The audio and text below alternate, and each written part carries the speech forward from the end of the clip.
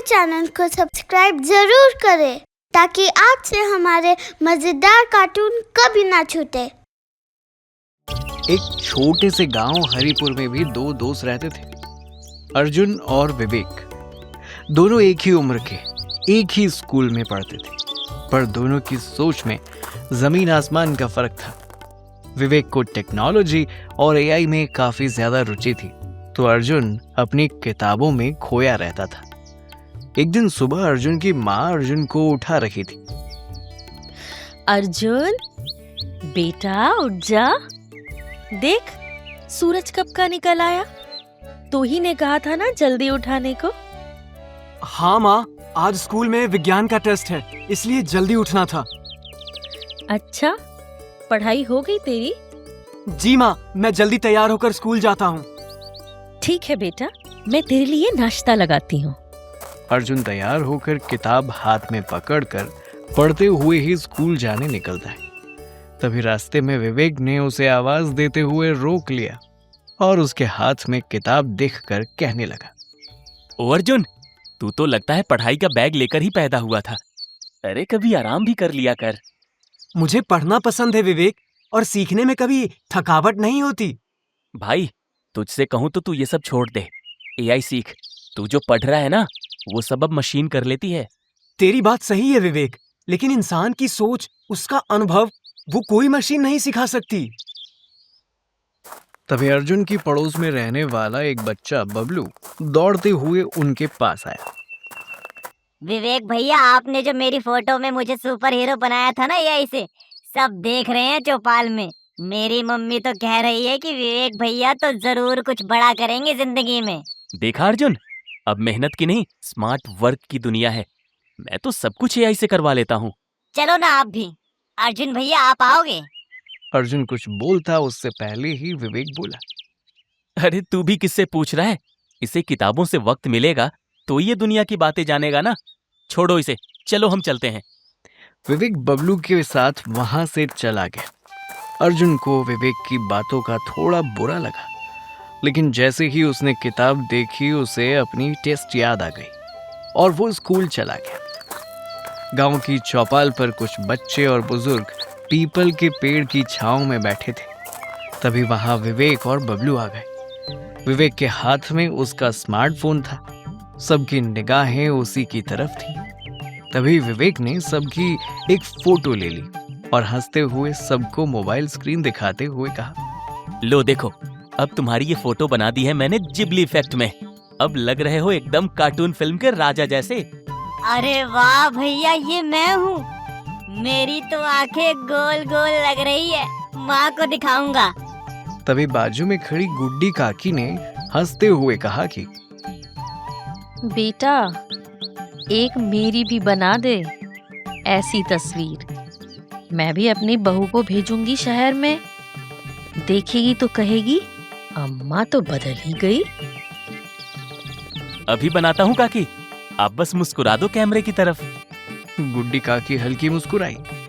विवेक ने फोटो खींची। कुछ सेकंड्स में एआई ऐप में जिबली इफेक्ट डाला और मोबाइल स्क्रीन सबकी ओर घुमा दी। अरे वाह वाह, मैं तो पहचान ही नहीं पा रही खुद को। ये तो मैं ही हूँ ना। तभी वहीं बैठे रामू काका ने विवेक से पूछा, अरे विवेक बेटा, एक बात पूछूं? हाँ काका, पूछिए ना। बेटा, मेरी बेटी को बंगलुरु में नौकरी के लिए रिज्यूमे बनाना है। तू कुछ मदद कर सकता है? क्यों नहीं काका, बस कुछ जानकारी दो, एआई से सबसे बढ़िया रिज्यूमे तैयार करके दे दूंगा। रामू काका मुस्कुराए। पास के कुछ लोग भी आ गए। सब विवेक को देख रहे थे। भीड़ में विवेक की होशियारी को लेकर फुसफुसाहट होने लगी। सभी लोग विवेक की तारीफ कर रहे थे। वहीं दूसरी ओर अर्जुन घर पर किताब लेकर पढ़ रहा था। बबलू भी उसके पास ही बैठा हुआ था। उसने थोड़ी मासूमियत और हैरानी से अर्जुन से कहा, अरे अर्जुन भैया, सब तो आजकल एआई वाले विवेक भैया के पीछे लगे हैं, आपको जलन नहीं होती? नहीं बबलू, जिसे खुद पर भरोसा हो उसे जलन नहीं होती। मैं अपनी राह जानता हूँ। लेकिन भैया वो तो बस फोन चलाता है और सब वाहवाही करते हैं। आप दिन भर किताबों में चिपके रहते हैं, कोई कुछ नहीं कहता। तूने कभी देखा है खेत में बीज बोने वाला किसान अगले ही दिन फसल की उम्मीद करता है? नहीं ना, तो मेहनत के फल में समय लगता है, लेकिन मीठा होता है। बबलू ने चुपचाप सिर हिलाया और कुछ सोचते हुए वहां से चला गया। अर्जुन फिर से पढ़ने लगा। इसी बीच रसोई से माँ राधा बाहर आई और अर्जुन से कहा, बेटा थक गया होगा, थोड़ा खा ले पहले। हाँ माँ, अभी बस एक चैप्टर है और फिर मैं आता हूँ जल्दी। सब तो कहते हैं कि आजकल टेक्नोलॉजी का जमाना है। माँ, टेक्नोलॉजी को चलाने वाले भी तो पढ़े लिखे लोग ही होते हैं। मैं वो इंसान बनना चाहता हूँ जिसे दुनिया टेक्नोलॉजी सिखाने बुलाए।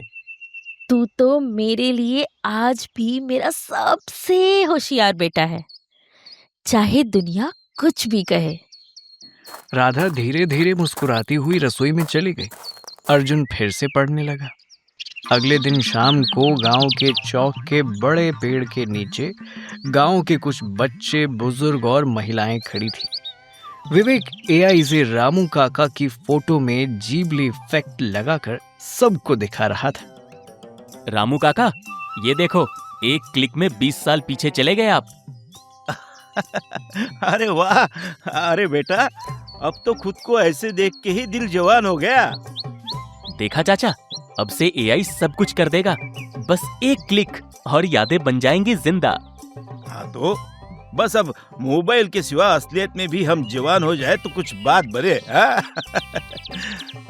रामू काका की बात सुनकर सभी हंसने लगते हैं। तभी विवेक की नजर जरा दूर खड़े अर्जुन पर पड़ी। उसने अर्जुन को आवाज लगाई, अरे अर्जुन, इधर आना। थोड़ा बहुत एआई तू भी सीख ले। सिर्फ किताबों में क्या रखा है अब? अर्जुन ने पास आते हुए कहा। नहीं विवेक, मैं अपनी किताबों में ही खुश हूँ। खुश हो? अरे भाई, तू इतने एडवांस जमाने में आखिर कर क्या रहा है? दिन भर किताबें घिसते रहता है। विवेक, सबकी अपनी पसंद होती है। तुझे एआई पसंद है और मुझे किताबें। पसंद? सच बताओ अर्जुन, तू क्या करेगा लाइफ में? एआई ही सब कुछ कर देगा अब। तेरी पढ़ाई वढ़ाई का कोई मतलब नहीं। तू तो बस टाइम वेस्ट कर रहा है। विवेक की बात पर अर्जुन कुछ नहीं बोला। ये देख पास खड़े बबलू ने अर्जुन से कहा, भैया कुछ बोलिए ना, ये तो बहुत ज्यादा हो गया। नहीं बबलू, हमें लोगों की बातों पर नहीं बल्कि अपने आप पर ध्यान देना चाहिए। अर्जुन की बात सुनकर विवेक ने मुंह मोड़ लिया। बबलू और अर्जुन वहां से चले गए। थोड़ी ही देर के बाद अचानक से आसमान में काले बादल मंडराने लगे, लेकिन अर्जुन की माँ राधा बार बार दरवाजे पे जाकर चिंता से रास्ते की ओर देख रही थी। आखिर उसने अर्जुन से कहा कि, हे भगवान, अर्जुन, अब तक तेरे बाबा घर नहीं लौटे बेटा। तूफान काफी बढ़ रहा है, जरा देख तो बाबा कहाँ रह गए हैं। हाँ माँ, मैं बस निकलता हूँ। देखता हूँ रास्ते में कहीं अटक तो नहीं गए। हाँ बेटा, लेकिन संभल के जाना। अर्जुन छाता लेकर अपने बाबा श्यामलाल को ढूंढने के लिए निकला। वो रास्ते पर सब जगह देखता जा रहा था। उधर श्यामलाल घर की ओर भाग रहे थे। तभी तेज तूफान में एक सूखा पेड़ उन पर गिर पड़ा। दर्द में कराहते हुए मदद के लिए पुकारने लगे। अरे अरे माँ, हे भगवान, ये क्या हो गया? अरे कोई है? वहीं से गुजरते अर्जुन ने अपने बाबा की आवाज पहचानी और वो तुरंत उन्हें ढूंढते हुए पेड़ की ओर गया। बाबा, बाबा, आप कहाँ हैं? यहाँ अर्जुन बेटा। हे भगवान, बाबा, आपको बहुत चोट लगी है। उठिए, चलिए, मैं आपको लेकर चलता हूँ। बेटा पैर हिल नहीं रहा, बहुत दर्द है। चिंता मत कीजिए बाबा, मैं हूं ना, सब ठीक कर दूंगा। आप बस थोड़ी कोशिश कीजिए। अर्जुन ने ताकत लगाते हुए श्यामलाल का पैर पेड़ के नीचे से निकाला और उन्हें पकड़कर धीरे धीरे घर की तरफ ले आया। तभी दरवाजे पर खड़ी राधा दौड़ती हुई उनके पास आई और सब घर में आ गए। हे भगवान, आपको इतनी चोट कैसे लगी? अर्जुन, ये क्या हुआ है बाबा को? पेड़ गिर गया था माँ, बहुत चोट आई है। अब क्या करें? डॉक्टर को बुला। माँ, डॉक्टर गांव से बाहर गए हैं और बारिश में कोई साधन भी नहीं है। तो अब क्या करेंगे अर्जुन? हे भगवान, कितनी चोट आई है इन्हें। श्यामलाल बिस्तर पर लेटे थे। राधा ने उनके सिर पर पट्टी बांध दी थी।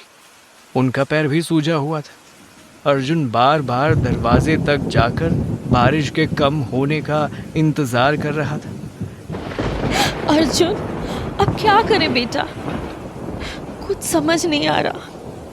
कहीं तेरे बाबा को कुछ हो गया तो? नहीं माँ, बाबा को कुछ नहीं होगा, मैं कुछ करता हूँ। अस्पताल तो गांव से कितना दूर है और तूफान ने सारा रास्ता बंद कर दिया है। कोई गाड़ी नहीं, कोई आदमी नहीं। काश कोई रास्ता होता, कोई मदद मिलती। तभी श्यामलाल दर्द से कराहते हुए कहते हैं कि बेटा अर्जुन, तुम दोनों ज्यादा परेशान मत हो, मैं ठीक हूँ। आप कुछ भी बोल रहे हो। कितनी तकलीफ हो रही है आपको। अर्जुन बेटा, तू गांव जा, गांव के मुखिया को बुला, बाकी लोगों को भी बता। अकेले कुछ नहीं हो पाएगा, किसी से तो मदद मिलेगी ही ना हमें। ठीक है माँ, मैं सबको लेकर आता हूँ, तू बाबा के पास रहना।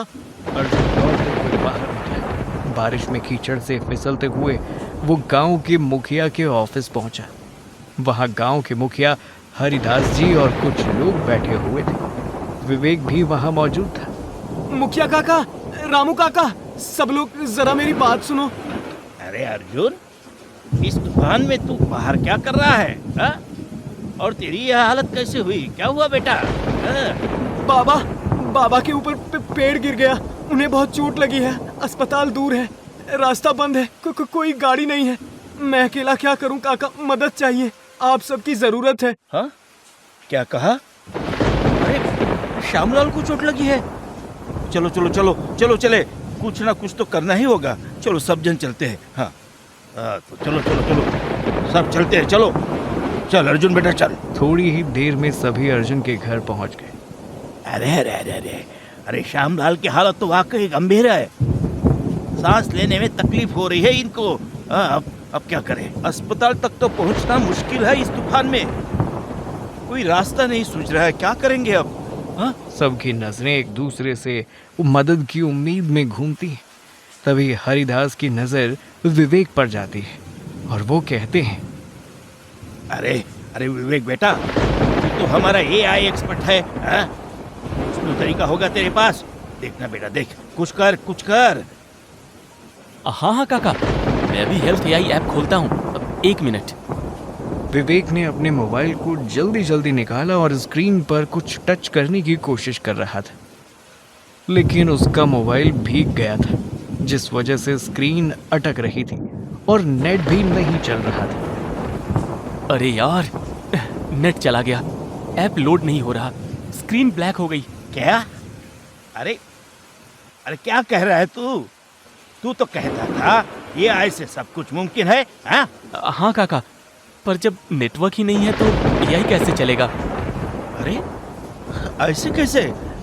मतलब तू कुछ नहीं कर सकता? हाँ? मैं कोशिश कर रहा हूँ काका, लेकिन श्यामलाल की हालत और बिगड़ रही थी। उन्हें देखकर राधा रोने लगी। अर्जुन का चेहरा भी उतर गया। तभी हरिदास विवेक से कहते हैं, अरे लेकिन बेटा, तूने तो हम सबको यकीन दिलाया था कि AI से सब कुछ हो सकता है, और अब अरे कुछ करना। माफ करना काका, मैं सच में कुछ नहीं कर पा रहा। खैर, अब क्या ही कर सकते हैं। मैं गांव के बाहर के डॉक्टर को फोन करके पूछता हूँ, कुछ हो सकता है तो। हाँ, मैं देखता हूँ क्या हुआ। हाँ। हरिदास ने डॉक्टर को फोन कर बात कर ली थी। विवेक ने नजरें झुका ली। अरे डॉक्टर तक कह रहे हैं कि भारी बारिश की वजह से उन्हें आने में काफी देर लगेगी। हाँ? लेकिन तब तक हम श्यामलाल को ऐसे ही कैसे छोड़ सकते हैं? हाँ? कैसे छोड़ेंगे? श्यामलाल की सांसें और कमजोर होती जा रही थी। तभी अर्जुन ने आगे होते हुए कहा, काका, मैं बाबा की नब्ज चेक करता हूँ। स्कूल में हमें बेसिक फर्स्ट एड सिखाया गया था। अर्जुन ने श्यामलाल की कलाई पकड़ी और कुछ सोचते हुए कहा, अगर हम बाबा को अभी थोड़ा स्टेबल कर सके तो बाइक से अस्पताल तक ले जाने की उम्मीद हो सकती है। सभी ने अर्जुन की तरफ आश्चर्य और उम्मीद से देखा। हमें उन्हें अभी CPR देना होगा। सीखा था स्कूल में, छाती पर दबाव और मुंह से सांस, यही जान बचा सकता है। अरे बेटा, तू कर पाएगा? कर पाएगा? करना ही होगा काका, और कोई रास्ता नहीं बचा। अर्जुन घुटनों पर आकर श्यामलाल की छाती पर दबाव देने लगा, फिर झुककर मुंह से सांस दी। सबकी नजरें उसी पर थी। तभी विवेक ने धीमी आवाज में अपने आप से कहा, ये मैंने कभी नहीं सोचा था। AI ऐप तो ये कभी भी नहीं कर सकता। अर्जुन श्यामलाल की छाती पर लगातार दबाव दे रहा था और फिर अचानक देखो देखो, इनकी उंगलियां हिल रही हैं। बाबा बाबा बाबा उठो, आपको सांस आ रही है। बाबा की सांस पहले के जैसे हो गई है। हे भगवान, मेरा बच्चा अर्जुन, तूने तो कमाल ही कर दिया। शाबाश अर्जुन, शाबाश शाबाश। श्यामलाल अब सांस लेने लगे थे। गांव का डॉक्टर आकर इलाज करने लगा। सबने राहत की सांस ली। एक कोने में खड़ा विवेक चुप था, फिर धीमे कदमों से अर्जुन के पास आया और बोला, अर्जुन, मैं बहुत शर्मिंदा हूँ यार, माफ कर दे। मैं बहुत गलत था। मैंने तेरा मजाक उड़ाया और आज तूने हम सबकी आंखें खोल दी। क्या हुआ विवेक? मैंने तेरा मजाक उड़ाया, तुझे कमजोर समझा, हर वक्त AI की बात की। पर आज तूने जो किया है ना, वो AI कभी भी नहीं कर सकता। कोई बात नहीं विवेक, लेकिन अब तो तू समझता है ना कि AI सब कुछ नहीं कर सकता। हाँ अर्जुन, अब मैं भी मेहनत करूंगा यार। सिर्फ AI पर नहीं जीऊंगा, सीखूंगा, पढ़ूंगा, ताकि जरूरत पड़ने पर किसी की जान बचा सकूं, जैसे तूने बचाई।